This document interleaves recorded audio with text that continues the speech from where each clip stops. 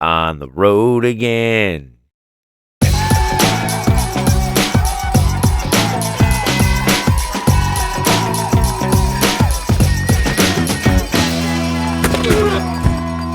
All right, and welcome back to Phins Football Podcast. This is B Trill, and go ahead and give me some thumbs up. So this is episode 33, I believe we are on. This is going to be week 17 breakdown, preview, and predictions. So go ahead and give me the thumbs up. And if this is your first time, go ahead and subscribe. I want to make sure you get the latest Dolphins news, updates, predictions, and of course, injury reports. That is always crucial. But first, I do want to say thank you for those who keep tuning in, keep sharing, and keep liking. Definitely want to keep you updated as much as I can. But first, I want to say happy holidays. So I know I just finished Christmas. I know there are some more holidays still going on, but we do have New Year's coming up. So I will say this has been a very, very challenging year, as actually I am challenging myself starting this podcast. But I've done a lot. This has been a very, very important year of reflecting on who I am as myself. This episode is not about myself, but I want everybody to go ahead and comment on there. And what is your biggest accomplishment, challenge, or maybe even New Year's resolution coming up? But yeah, I'm excited for the new year, excited for the new me, the no alcohol, focusing on family and football, right? But yeah, let's go ahead without further news. Go ahead and jump into week 17.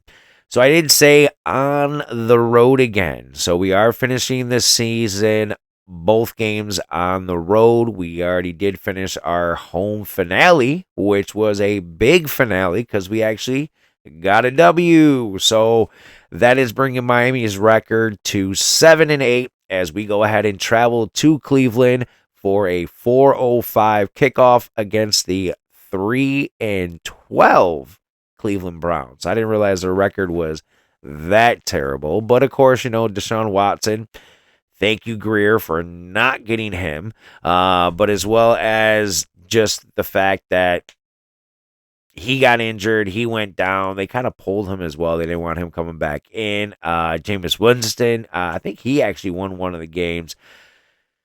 Jameis was being Jameis, and then I think he got injured. And now they have Dorian Thompson Robinson, who honestly isn't too bad. He actually he got sacked 4 times last week, so maybe we can pounce on him a little bit with our defense. But before I start jumping into that, the spread, they are saying Miami minus 6.5 with an over-under of 38.5. So that is good because we are the away team, but it is going to be cold weather. We don't know. I haven't checked the weather report. Let me check.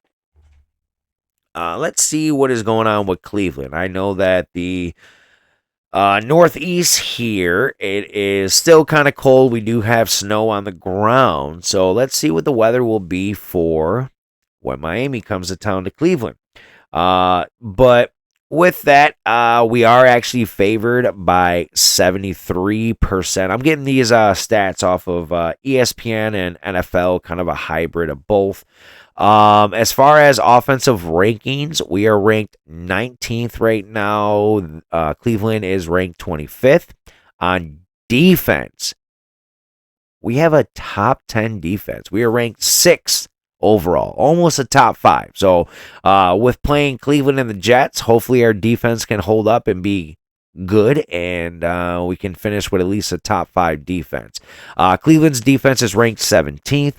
Our pass offense is 16th, and their pass is 19th. Our rushing offense is 24th overall, and theirs is 27th. So we're kind of the bottom feeder in rushing, which we were doing good early on, and then when Tua came back, we kind of just ventured away from it. But let's take a look at pull up some weather. Where are they headed? Cleveland. Well, Cleveland, their last meeting, while I'm pulling everything up, it was back on November 13th of 2022. Miami won 39-17.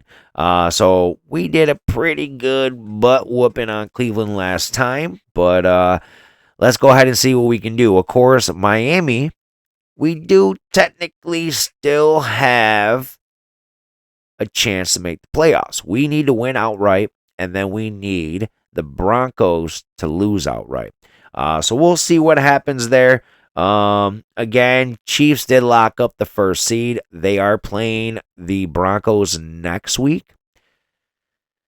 So they might be resting their starters. Unfortunately, I hope their backups can beat the Broncos and we still have a chance.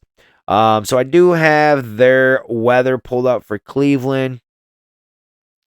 So it actually is going to be warm. So Sunday, they're predicting a high of 54, but rainy, 96, and a low of 40. So it could be some cold rain with 40 degrees, especially a 4:05 kickoff, ending the game around 7. It gets dark roughly around 4 or 5 o'clock here now. So we'll see. It doesn't say that it's going to be cold enough to be snowy, but it does have a 96% chance of rain, which means slippery balls. Hopefully, no fumbles on our side. We have to maintain the ball. So we'll see what happens, but let's go ahead and break down some roster news. So the big one was that Bradley Chubb is not being reactivated. So we thought, Christmas time, is he going to be activated? Is he going to be back on the field? We saw that answer is no. So Bradley Chubb will not play a snap the entire season. It's sad because, we gave up some capital. I forgot what the draft picks were in that trade. One was a first-round pick, wasn't it? I might be mistaken. I got to look it up. But we want him to play. If we had him and Phillips early on in the season, brought Chop later on, then we would have Chop and Chubb. That would be pretty nice. Hopefully, they're all healthy next season. But again, we still have a chance this season. So we did see that Chop is on the mind, but Chubb is not going to be returning this season. We had a close call with Kendall Fuller. So we thought it was going to be a serious knee injury the way he went down. Good news is it is not serious. He is doubtful to play right now. So right now he is looking to be out on Sunday. Final word hasn't come through just yet, so I'll be double checking that. But with that, they did say it'll be a healthy dose of Storm Duck. But also, Anthony Weaver was talking about, don't forget about Ethan Bonner. He was injured for a little bit, but he can come in. Siren Neal, who was our special teamer ace, he can come in to play some DB. So keep a lookout for them. But right now, Storm Duck is going to be on the other side with Kader Kohu. So, Ramsey will probably just be floating around like he does, probably locking down, Jerry Jeudy is their number one right now. Well, speaking of Browns, David Njoku is out. So he will not be playing on Sunday. He is a big, huge weapon for them, and, the way we can't cover tight ends, that's good news. So, we'll see. Some other news before we break into the rest of the injuries that are current. News broke that Raheem Mostert, He had a fractured sternum that he was dealing with this year. So I know he had like that shoulder injury when he went down and players were on him, but a fractured sternum. So that's serious. That has to deal with, if it collapses or anything like that, or he can puncture a lung. So, but Tyreek Hill, he actually is playing with a torn wrist ligament, is what it's being called. So we know that there is a significant injury and he could possibly have to go and get surgery. He has been holding off, did say he's going to finish the season and then go and get surgery. Unfortunately, Anthony Walker, he is going to be out with a knee injury, so he will not be suiting up. And I'm pretty sure we got Anthony Walker from the Browns. Also, who we got from the Browns, Zach Steeler, who is one of our best defensive linemen currently. If you're not counting Calais Campbell, I mean, they're both amazing. That's not counting outside linebackers because Chop has been playing phenomenal. But as far as more injury news, as far as optimism, we were cautiously optimistic about Waddle, is what Mike McDaniel was referencing. So he was limited in practice, so there might be a chance that he goes out there, but of course he had that knee injury. So cautiously optimistic. I will keep you updated. I'll probably throw a short out there if Waddle is ruled out or active. So I'll keep you updated. Brooks. Brooks is going to be out. I'm sorry. Brooks is optimistic. Very optimistic. So it does look like Brooks will be suiting up. I'm sorry. But he is also dealing with an injury. He was limited in practice as well, but they're very optimistic that Brooks will be playing. Poyer. He's dealing with a knee and a finger injury. So hopefully he will play. We saw our safety play. Actually, weirdly, Poyer's been having a terrible season, but he made some big plays on Sunday as Holland has been very bad lately. He's been just missing tackles, not being there in coverage, leaving his DBs on an island. I don't know. We got to see. Poyer's got to step it up, or Holland's got to step it up these last two games. I mean, and Poyer, but he played better last game.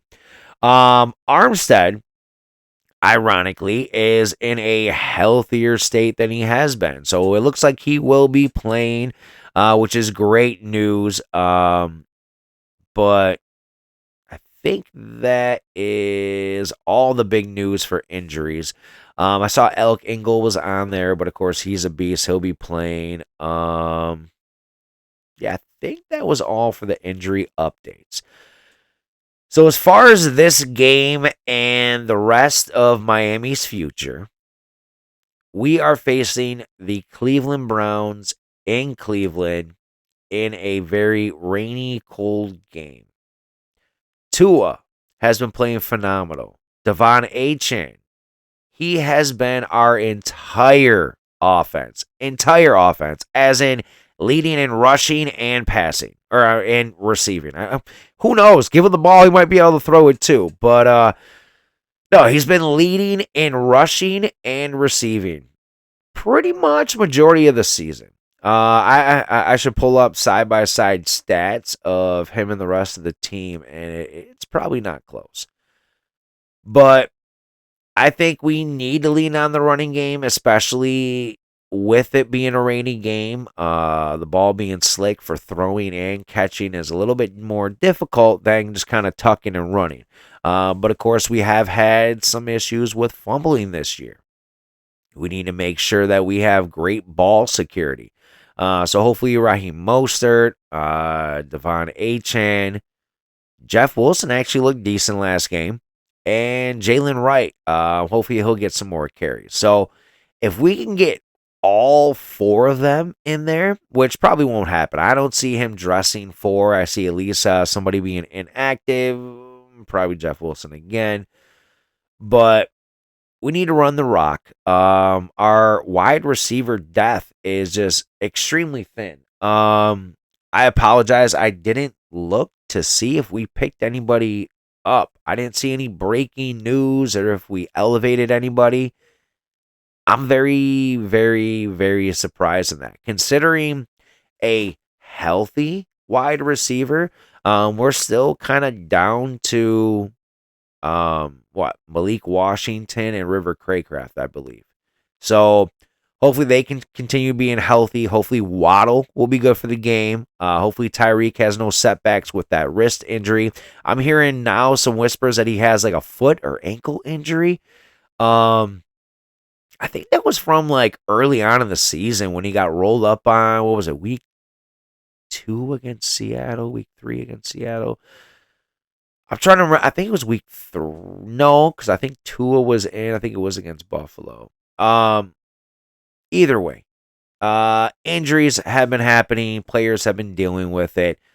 Um, but again, we have a great defense, statistically great ranked defense with being 6 overall. So we're dealing with a third string quarterback. No shots to Dorian Thompson Robinson. Honestly, I kind of wish he was our backup quarterback. No shots to Tyler Huntley, who we stole from the Browns.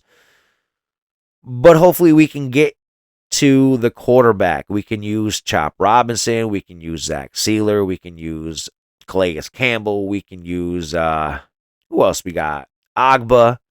Maybe Benito Jones is going to come into the mix. Quentin Bell. I haven't heard too much of him. I know he's been playing some snaps in here, but I don't know. I think Miami's got a great chance of winning, and then we need to beat the Jets. And then let's see, who do the Broncos play? Sorry, I should already have this queued up. And now everything wants to work slow. But I think our defense, if our secondary can play strong, we haven't talked too much about the linebacking position. So again, with Anthony Walker Jr. being out, and then Brooks is already banged up a little bit, we might see a healthy dose of Terrell Dotson, who we got from Seattle a few weeks ago. And we could possibly see some Duke Riley, maybe some Channing Tindall. So we'll see. There's a lot to look at there. What was I looking at?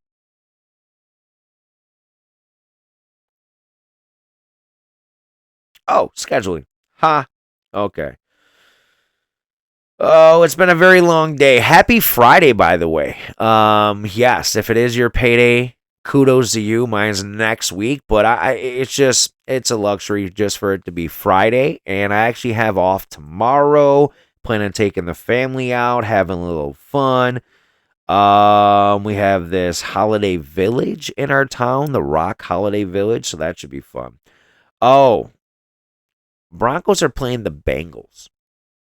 So ironically, the Bengals have the same record as us. Bengals face Steelers next week. So we would need the Bengals to lose against the Steelers, or I think we own the tiebreaker. Either way, some games to keep a look on is Broncos Bengals. So we do want the Bengals to win that game.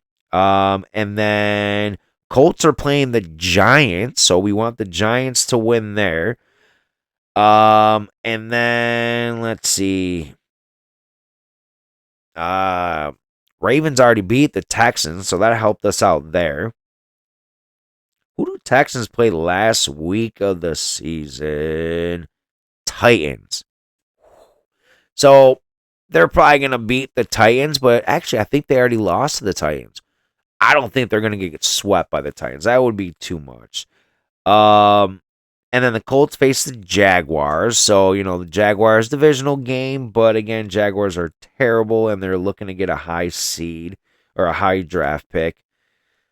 But it's really up to the Chiefs because the Chiefs, they had the first round bye. They have the first round seed, first overall seed. So we'll see what happens. We'll keep an eye on those games. But again, I do want to say Happy New Year. Happy holidays. Thank you, everybody, for watching. Keep looking out. I will keep everybody updated on the injuries. And as always, thank you, and fins up, family.